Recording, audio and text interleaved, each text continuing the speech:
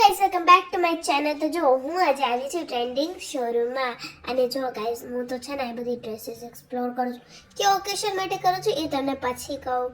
તો જો તમે પહેલાં છે ને હું ચાલતી છે ને હું ડ્રેસીસ જોતી હતી મારા માટે.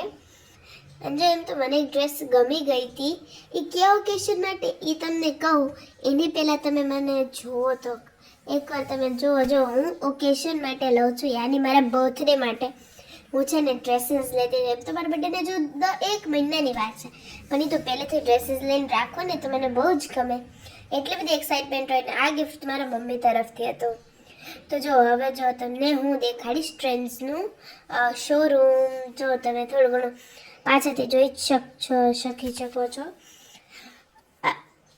જો મિરરમાં ગાંડા વેડા કરું છું ને હું બિલિંગ કાઉન્ટર ઉપર આવી ગયો. નાના જો તમારે કેટલી શોપિંગ કરવાની છે હું નથી રહેવાની. તો જો મિરર સામે હું છે ને ગાંડા વેડા કરતી હતી ને એટલે મને એવું લાગતું હતું કે હે ને મને ટ્રેન્ડ વાળા ધક્કા મૂકીને કાર કાઢી નાખશે કે કોણનું ગાંડું આવી ગયું.